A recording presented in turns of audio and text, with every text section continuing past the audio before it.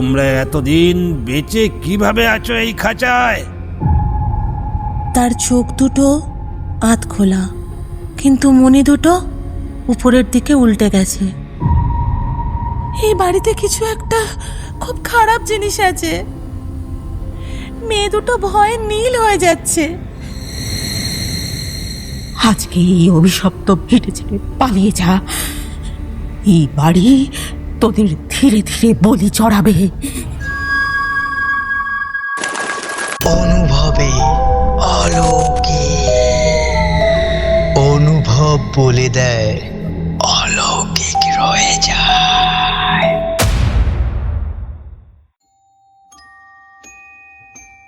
আমার নাম দীপশিখা।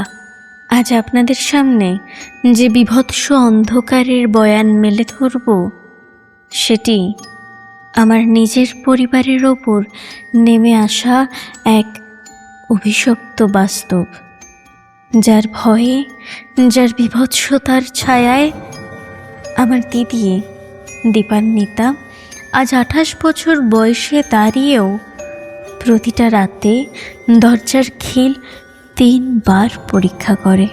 থরথর করে কাঁপে তার আঙুলগুলো।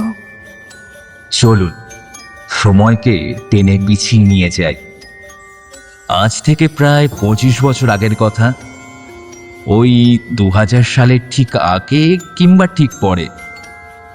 তখন না ছিল হাতে হাতে স্মার্টফোনের কৃত্রিম আলো, না ছিল বাইরের জগৎকে জানার সহজ পথ। তখন বাংলা জুড়ে ছড়িয়ে ছিটিয়ে ছিল হাজারো অলৌকিক নির্জন বাড়ি, যেখানে বাতাস থমকে থাকত অজানা পশু পাখির কান্নার মতো। দীপশিখা তখন একদম অবুঝ শিশু। অত স্পষ্ট স্মৃতি তার মগজে গেঁথে যায়নি, আর সেটাই ছিল স্বাভাবিক। কিন্তু দীপশিখা যখন কলেজে পড়ার বয়সে পৌঁছায়, তখন মা উন্মোচিত করেছিলেন সেই কুৎসিত অধ্যায়টা। তাও হয়তো দীপশিখা কোনোদিন জানতে পারত না, যদি না সেদিন দিদির সম্বন্ধ দেখতে এসে পাত্রপক্ষের লোকগুলো হুট করে উঠে না দাঁড়াতো। সেদিন ড্রয়িং রুমে এক অদ্ভুত ঠান্ডা নেমে এসেছিল।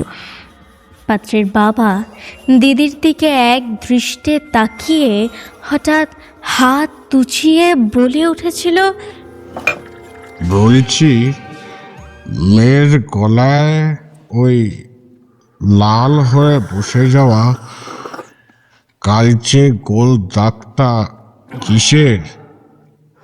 ওটা কি কোনো ইনফেকশন, ছোঁয়াচে রোগ, নাকি অন্য কিছু? মা সেদিন এক বিন্দু কথা বলেনি। ঠোঁট দুটো শক্ত করে বন্ধ করে এক দৃষ্টে মেঝেতে চোখ আটকে রেখেছিল। পাত্রপক্ষ উঠে চলে যায়। ঘরে নেমে আসে এক অশুভ নীরবতা। পাত্রপক্ষ চলে যাওয়ার পর আমি মায়ের একদম কাছে গিয়ে বসলাম। মা, ও মা, সত্যিই তো সেই ছোটবেলা থেকে দেখে আসছি দিদির গলায় ওই বিশ্রী কালো দাগটা। একদম সাপের মতো পেঁচিয়ে আছে গলায়। ওটা কিসের দাগ গো মা? ও কিছু না, তোকে অত খোদলানি করতে হবে না দীপশিখা। সব জিনিস জেনে মানুষ শান্তিতে থাকতে পারে না। তো দিদির কপালটাই পোড়া, তার কি করব বল? না মা, আজকে আমি আর কোনো কথা শুনবো না। আজকে তোমাকে বলতেই হবে দিদির গলায় ওই দাগটা কিসের। আর সেদিন যখন আমি কলেজ থেকে শিলিগুড়ি ট্যুরে যাওয়ার কথা বললাম, তুমি হঠাৎ ভয়ে শিউরে উঠলে কেন? আর দিদি বা নিজের দুহাত দিয়ে চেপে ধরে বাথরুমে গিয়ে নিজেকে বন্ধ করে দিল কেন? কি আছে ওই জায়গায়? ভেবেছিলাম এই অভিশপ্ত গল্পটা আমার সাথেই চিতায় পুড়ে ছাই হয়ে যাবে। তোকে কোনো দিন সেই নরকুণ্ডের কথা জানতে দেব না। কিন্তু তুই যেভাবে গোঁ ধরেছিস, তোকে আর সবটা বলতে হবে, নতুবা এই ভয় তোকেও গিলে খাবে। সেদিন দীপশিখা ঘুণাক্ষরেও টের পায়নি তার শৈশবের পেছনে লুকিয়ে থাকা সেই বাস্তবতাটা কোনো সাধারণ গল্প ছিল না, ছিল জ্যান্ত এক নরক। মা বলতে শুরু করেছিলেন, তখন তোরা দুজনেই একদম দুগ্ধপোষ্য শিশু বলা চলে। তোর দিদির বয়স ওই 10 কি 11, আর তোর 4 বছরও কাটেনি। তোর বাবা কোল কোম্পানিতে একটা নতুন চাকরি পেয়েছিল, আর সেই কোম্পানিতে চাকরির একটাই নিয়ম, ঘন ঘন বদলি। হঠাৎ একদিন তোর বাবা কাজের ফাইলগুলো টেবিলে আছড়ে ফেলে, শুনছো, অফিস থেকে জরুরি নোটিশ জারি করেছে, আমাকে অবিলম্বে শিলিগুড়ি ট্রান্সফার হতে হবে। আর শিলিগুড়ি মেন সিটি নয়, সেখান থেকে আরও অনেকটা গভীরে পাহাড়ের কোল ঘেঁষে এক নতুন ট্রেনিং ক্যাম্প করা হয়েছে। সেখানে নাকি সপ্তাহে 3 থেকে 4 দিন আমাকে কাটাতে হবে। বলো কি তুমি? সপ্তাহের 4টে দিন তুমি থাকবে না শিলিগুড়ির এই পাহাড়ি নির্জন অঞ্চলে, যেখানে চারপাশে শুধু জঙ্গল? সেখানে এই দুধের 2 বাচ্চা মেয়েকে নিয়ে আমি একলা থাকবো? মাথা খারাপ হলো তোমার? অচেনা জায়গায় আমরা কেমন করে থাকবো? কি করব বলো তো? আসলে আগের চাকরি থেকে এই চাকরিতে টাকাটা দ্বিগুণ। মেয়ে দুটো দিন দিন বড় হচ্ছে, ওদের স্কুল খরচ, ভবিষ্যতের সঞ্চয় সবই তো দেখতে হবে। তুমি কষ্ট করে মাত্র 6টা মাস কাটিয়ে দাও প্লিজ। 6 মাস পর আমার ট্রেনিং শেষ হয়ে গেলে কোম্পানি কোয়ার্টার দেবে, তখন চারপাশের পরিবেশ একেবারে অন্য রকম হয়ে যাবে। একটু সহ্য করে নাও প্লিজ। তারপর আর কি বলবো? তোদের মুখের দিকে তাকিয়ে রওনা দিলাম সেই শিলিগুড়ির উদ্দেশ্যে। কিন্তু সেখানে গিয়ে যে বাড়িটা দেখলাম, তা কোনো মানুষের বাসযোগ্য বলে মনে হয়নি। শহরের শেষ সীমান্তে পাহাড়ের একটা নিচু খাঁজের ভেতর একতলা জীর্ণ একটা বাড়ি। চারপাশটা যেন শ্মশানের মতো খাঁ খাঁ করছে। বাড়ির সামনে লোহার বিশাল একটা জংধরা গেট। খুলতেই মনে হলো কোনো গঙ্গানির শব্দ হলো। বাড়িটায় পা দেওয়া মাত্র আমার সমস্ত শরীরের লোম খাঁড়া হয়ে গিয়েছিল। একটা পচা গলা চামড়া আর স্যাঁতস্যাঁতে ভেজা মাটির বিশ্রী গন্ধ ভেসে আসছিল ভেতর থেকে। আমি তোর বাবাকে সাথে সাথে আটকেছিলাম। একটু চোখ বন্ধ করে ভাবুন তো, নিঝুম পাহাড়ি এলাকা, সন্ধে নামলেই চারপাশটা কুয়াশায় অন্ধকার হয়ে যায়। সামনে একাকী একতলার জীর্ণ বাড়ি, যেখানে ঢুকতেই মনে হচ্ছে বাতাস ভারী হয়ে বুকের উপর চেপে বসেছে, চামড়ায় সূঁচ ফুটছে। আপনি হলে কি পারতেন সে নির্জন খাঁচায় নিজের ছোট ছোট সন্তানদের নিয়ে এক রাত কাটাতে, নাকি পালিয়ে যেতেন? শুনুন, দীপশিখার পরিবার কি ভুলটাই না করেছিল। শোনো, আমার বুকটা কেমন ধড়পড় করছে। এই বাড়িটার হাঁ করা দরজাটা আমার একদম পছন্দ হচ্ছে না। কেমন একটা পচা ইঁদুরের গন্ধ, আর বাতাসটাও যেন কেমন। আমরা কি অন্য কোনো ছোট ভাড়া ঘর খুঁজে নিতে পারি না? এখানে আমার ছোট্ট মেয়েদের নিয়ে থাকতে বড্ড ভয় করছে। তুমি না সব জিনিসে একটু বেশি বাড়াবাড়ি করো। নতুন জায়গা, পাহাড়ের কোল, তাই একটু নির্জন লাগছে, এই তো। আর তাছাড়া অফিসের জয়েনিং ডেট কাল সকালে। এখন নতুন করে বাড়ি খুঁজতে গেলে আমার চাকরিটাই থাকবে না। আর 6টা তো মাত্র মাস, একটু মানিয়ে নাও তো। পুরুষ মানুষের ওই একগুয়েমি বলেই খালাস। ভুগে মরতে তো হলো আমাকে আর তোদের দুটোকে। তোর বাবা 2 দিন পর থেকেই সেই ট্রেনিং ব্যাচে চলে গেল। বিশাল বাড়িতে আমি, তোর দিদি আর তুই।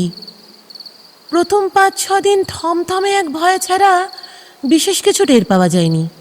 কিন্তু আসল খেলা শুরু হলো 1 সপ্তাহ পর থেকে, যেদিন তোর বাবা প্রথমবার 4 দিনের জন্য আমাদের একা ফেলে দূরে চলে গেল।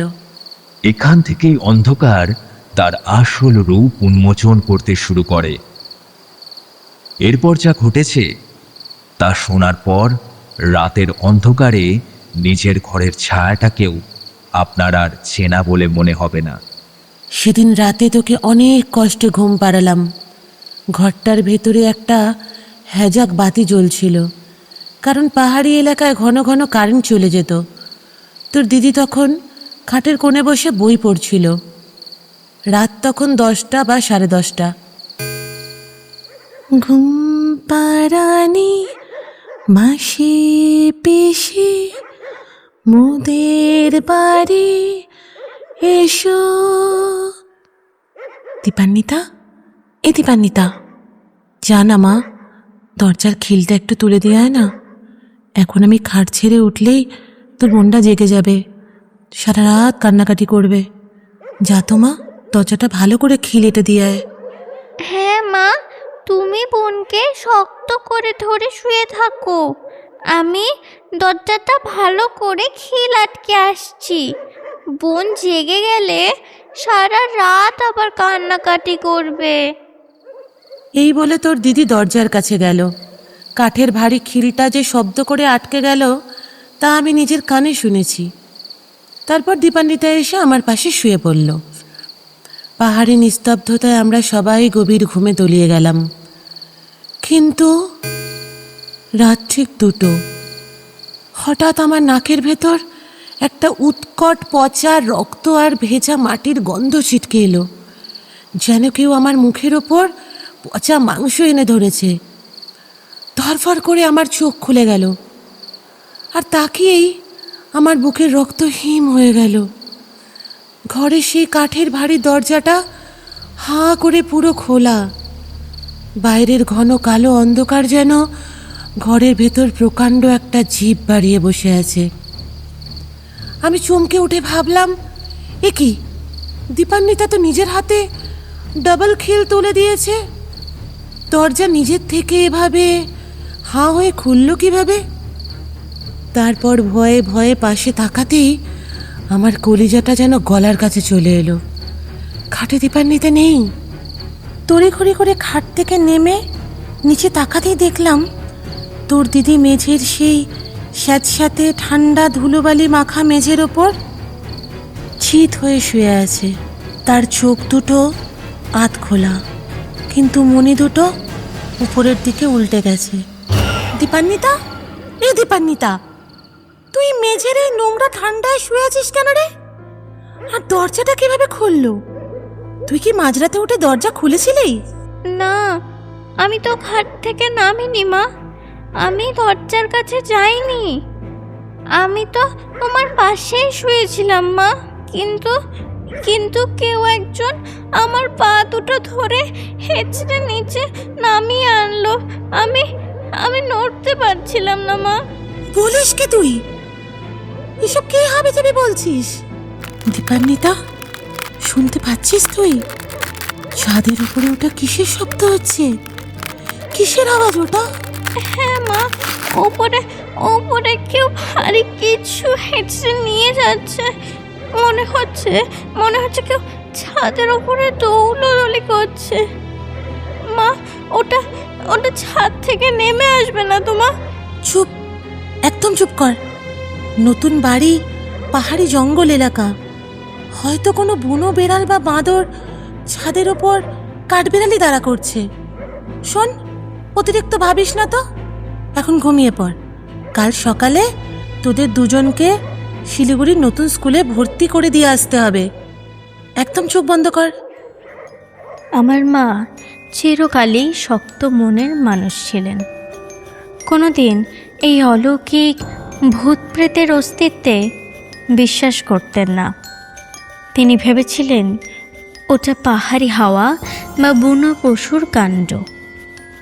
কিন্তু মা তখনও জানতো না অন্ধকারের সেই অশুভ চোখগুলো তাদের প্রত্যেকটা নিঃশ্বাসের ওপর নজর রাখছিল। আপনি কি কখনো রাতে একা শোয়ার সময় অনুভব করেছেন আপনার মাথার ঠিক উপরের সিলিংটায় কোনো অদৃশ্য ভারী বস্তু ধীরে ধীরে ঘষা খাচ্ছে?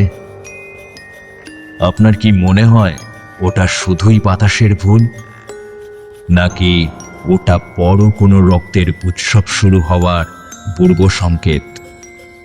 পরদিন সকালে তোদের স্কুলে দিয়ে এসে আমি কৌতূহল সামলাতে না পেরে সেই ছাদের উপর উঠেছিলাম। কিন্তু ছাদে গিয়ে যা দেখলাম তাতে আমার মুখের থুতু শুকিয়ে গেল। ছাদে কোনো বাঁদর বা বিড়ালের পায়ের ছাপ ছিল না, ছিল প্রকাণ্ড বড় বড় কিছু নখের আঁচড়, যেন কোনো বিশালাকার নখওয়ালা প্রাণী পুরো ছাদ জুড়ে আচারি পাচারি খেয়েছে। বিশ্বাস কর দীপশিখা, সেই রাত থেকে শুরু করে পরপর 7টা দিন ঠিক রাত 2টো বাজলেই সেই তাণ্ডব শুরু হতো। ছাদের উপর বিকট বিকট শব্দে দৌড়াদৌড়ি, যেন 10-12টা ভারী শরীর একসাথে ছাদের ওপর থেকে নিচে আছাড় খাচ্ছে। দিন দিন সেই শব্দের তীব্রতা বাড়ছিল। তোরা তুই বোন ভয়ে রাতে ঘুমোতে পারতিস না। একবার তো তোদের জ্বর এসে গিয়েছিল। পরদিন সকালে আমি বাধ্য হয়ে পাশের গ্রামের টেলিফোন বুথে গিয়ে তোর বাবাকে ফোন করলাম।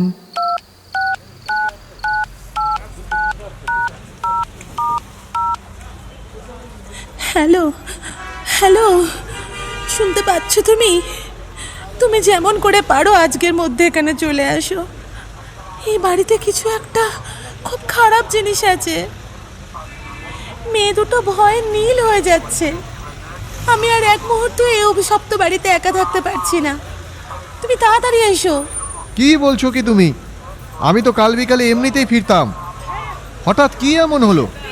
ঠিক আছে, আমি স্যারের থেকে পারমিশন নিয়ে আজ বিকালের বাসেই ফিরছি। শান্ত হও।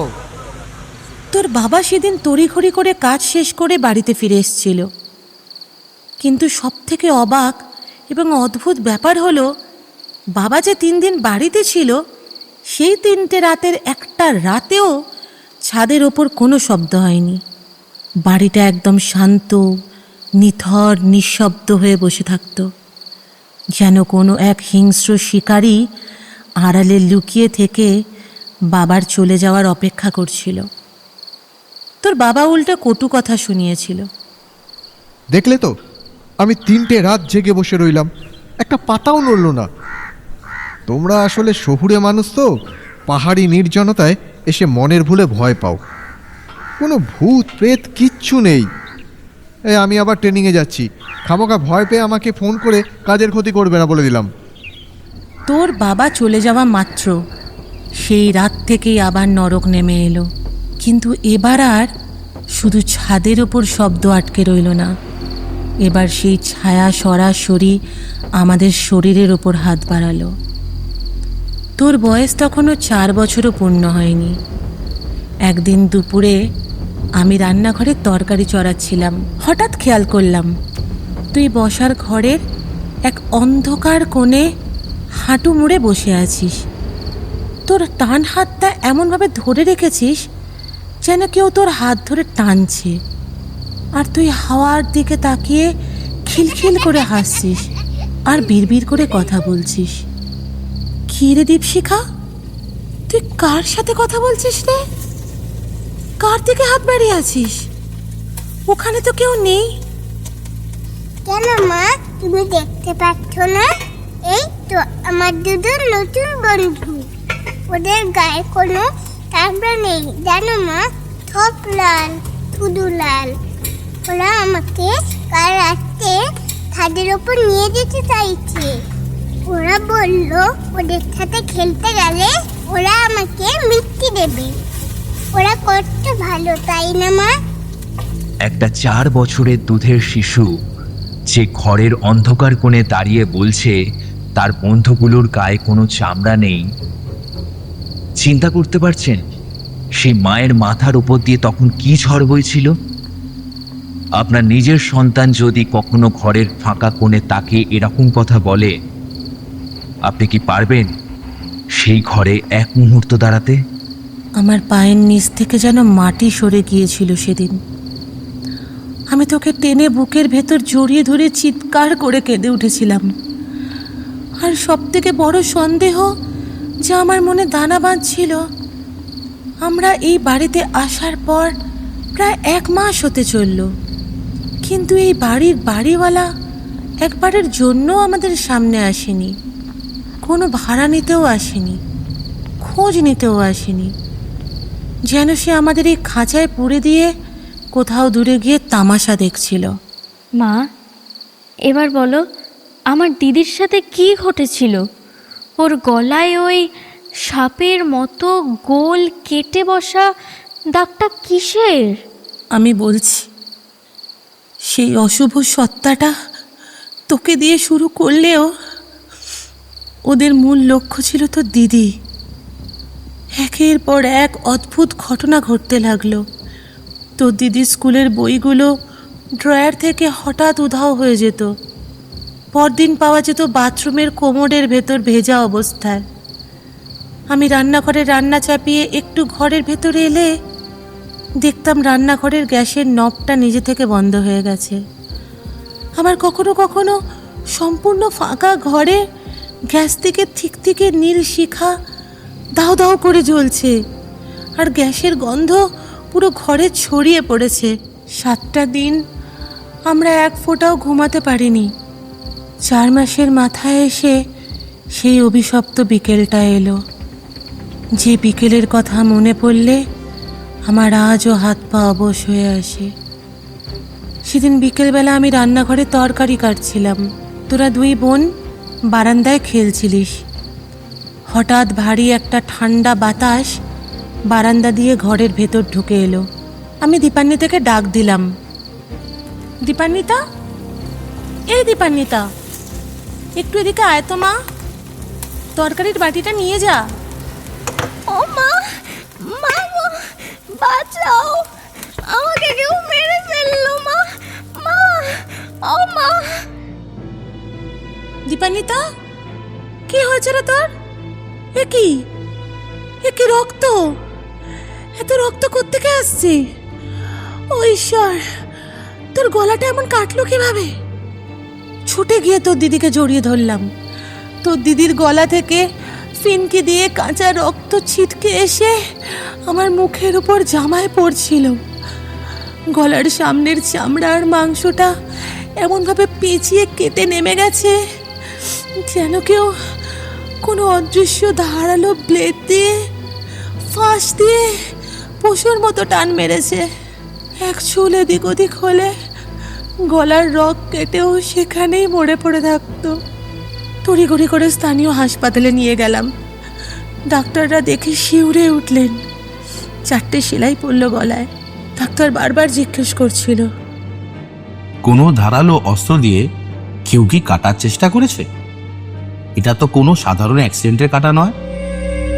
হাসপাতাল থেকে ওষুধ খাইয়ে আনানোর পর রাত 3টের দিকে তো দিদি যখন একটু সুস্থ হলো, আমি ওর মুখের কাছে কান নিয়ে জিজ্ঞেস করলাম, দীপান্বিতা, সত্যি করে বলতো মা, বারান্দায় ঠিক কী ঘটেছিল তোর সাথে? মা, তুমি যখন রান্নাঘর থেকে আমাকে ডাক দিলে আমি দৌড়ে আসছিলাম তোমার কাছে, কিন্তু কিন্তু বারান্দার দরজার কাছে যাওয়ার সাথে সাথে হঠাৎ মনে হলো হাওয়ার ভেতর থেকে কোনো কোনো ধারালো লোহার তারের মতো আমার গলায় শক্ত করে পেঁচিয়ে বসলো। আর আর তারপর কেউ একজন ছাদের থেকে সেই তারটাকে সজোরে হ্যাঁচকা টান মারলো। কিন্তু মা, সেখানে কোনো তার, দড়ি কিচ্ছু ছিল না, হাওয়া ছাড়া সেখানে কিচ্ছু ছিল না মা। কথাগুলো শুনে আমার গায়ের লোম খাড়া হয়ে গেল। একটা 10 বছরের বাচ্চার গলায় অদৃশ্য তার পেঁচিয়ে ছাদ থেকে টান মারা হলো। এ কেমন ভয়ানক শয়তানের ডেরা ছিল ওটা! আমি আর সহ্য করতে পারলাম না। তোর বাবাকে ফোন করে কান্নাকাটি করলাম, কিন্তু তোর বাবা সেই সপ্তাহে কোনোভাবেই ছুটি পেল না। তবে আমাদের এই অবস্থা শুনে কলকাতা থেকে তোর দিদিমা অর্থাৎ আমার মা তড়িঘড়ি করে শিলিগুড়ি ছুটে এলো। ভেবেছিলাম ঘরে একজন অভিজ্ঞ বয়স্ক মানুষ থাকলে বোধহয় ভয় একটু কমবে, সাহায্য হবে। কিন্তু দিদিমা আসার পর নরক যেন দ্বিগুণ উৎসাহে উন্মুক্ত হলো। দিদিমা যে 1 সপ্তাহ আমাদের সাথে ছিল, সেই 7টা দিন রাতের বেলা ছাদের ওপরে শুধু দৌড়াদৌড়ি নয়, আমরা শুনতে পেতাম ছাদের ওপর একাধিক পুরুষ ও নারী বিকট খিলখিল শব্দে হাসছে।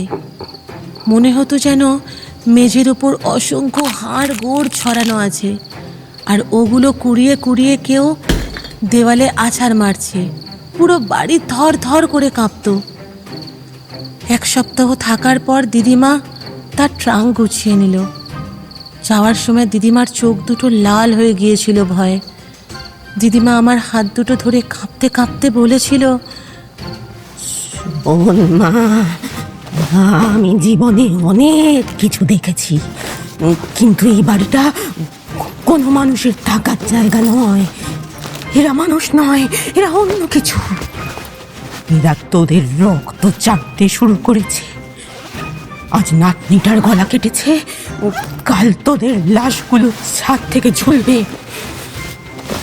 তুই যদি নিজের আর এই দুধের বাচ্চা দুটোর প্রাণ বাঁচাতে চাস, আজকে এই অভিশপ্ত ভিটে ছেড়ে পালিয়ে যা। এই বাড়ি তোদের ধীরে ধীরে বলি চড়াবে। দিদিমা চলে যাবার পর তোর বাবা কাজ শেষ করে ফিরে এলো। ঘরের এই নারকীয় রূপ আর তোর দিদিমার কথা শুনে তোর বাবা প্রথমবার কেঁপে উঠল। তোমার মাও যখন একই কথা বলছেন, তখন তো এটাকে আর মনের ভুল বলা যাচ্ছে না। কিন্তু এখন আমরা কি করব বলো তো? হুট করে এই পাহাড়ি এলাকায় তো অন্য বাড়িও পাবো না। নতুন ঘর খুঁজতে গেলেও অন্তত 1 মাস সময় লাগবে। আর এই 1 মাসে যা তাণ্ডব চলছে, এরা তো আমাদের জ্যান্ত কবর দিয়ে দেবে। সেটাই তো বলছি, আমার নিজের প্রাণের কোনো পরোয়া নেই, কিন্তু এই বাচ্চা দুটোকে যদি এরা শেষ করে দেয়, আমি তো পাগল হয়ে যাব। তুমি কিছু একটা করো। দাঁড়াও, আমার অফিসের এক স্থানীয় পুরনো সহকর্মী আছে। ও এইসব অশুভ উপদ্রব তাড়ানোর লোকজন ভালো চেনে। আমি ওকে এক্ষুনি একবার গিয়ে বলছি। পরদিন সকালে তোর বাবা অফিসে গিয়ে তার সেই বন্ধুকে সব বলল। সেই বন্ধু কাল বিলম্ব না করে দুপুরের দিকে একজন পীর বাবাকে সঙ্গে নিয়ে আমাদের বাড়িতে এলো। পীর বাবার মাথায় সবুজ পাগড়ি, হাতে বড় বড় কাঠের পুঁতির জপমালা, পরনে সাদা কুর্তা। কিন্তু সেই পীর বাবা আমাদের বাড়ির সামনের সেই জংধরা লোহার গেটটার সামনে পা রাখা মাত্রই থমকে দাঁড়িয়ে গেলেন। ওনার মুখের রং নিমেষের মধ্যে ছাইয়ের মতো সাদা হয়ে গেল। উনি 2 পা পিছিয়ে এসে চিৎকার করে উঠলেন, না না, এ হতে পারে না। তোমরা এতদিন বেঁচে কিভাবে আছো এই খাঁচায়? এই বাড়ির ইট কাঠ পাথরে একটা দুটো নয়, একাধিক মারাত্মক খবিশ জিন তাদের আস্তানা গেড়ে বসে আছে। এরা রক্তের তৃষ্ণার্ত। আমি আজ এই ঘরে 1 পাও রাখবো না। আমি কাল সকালে আমার সাথে আরো 4 জন প্রবীণ আমেল পীরকে নিয়ে আসব। কাল সকাল থেকে আমরা বাড়ি ঘেরাও করব, আর সূর্য ডোবা মাত্র আমরা আমাদের মূল ক্রিয়া শুরু করব। খবরদার, খবরদার, কাল সারাদিন তোমরা কেউ উপরে ইচ্ছাতে যাবে না। আমরা জিনের আস্তানা বন্ধ করার জন্য ওপরের ঘরের দরজায় তালা মারব। আর শোনো, আমি আজ এখানে পা রেখেছি, ওরা তা বুঝে গেছে। শয়তানের দল জেনে গেছে, তাদের তাড়ানোর ব্যবস্থা হচ্ছে। তাই আজ রাতে ওরা সবচেয়ে ভয়ানক হামলা চালাতে পারে। খবরদার, আজ রাতে তোমরা 4 জন একদম আলাদা হবে না।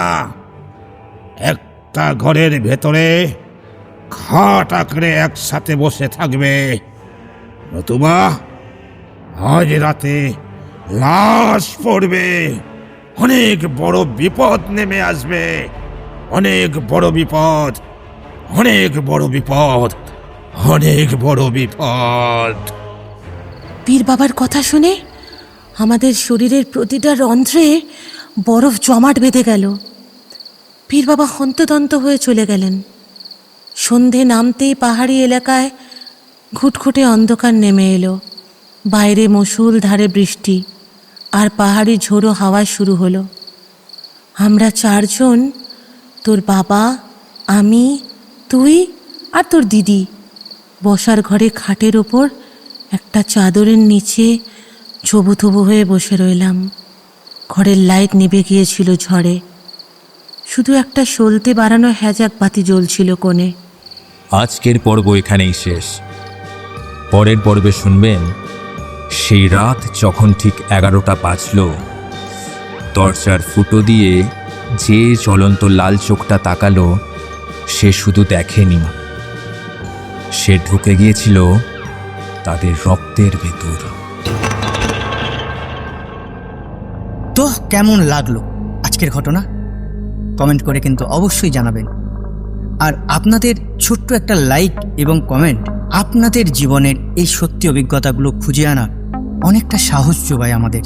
এইরকম আরও সত্যি ভৌতিক বা দৈবিক ঘটনা শুনতে চাইলে সাবস্ক্রাইব করে রাখুন আমাদের অফিসিয়াল চ্যানেল অনুভবে অলৌকিক।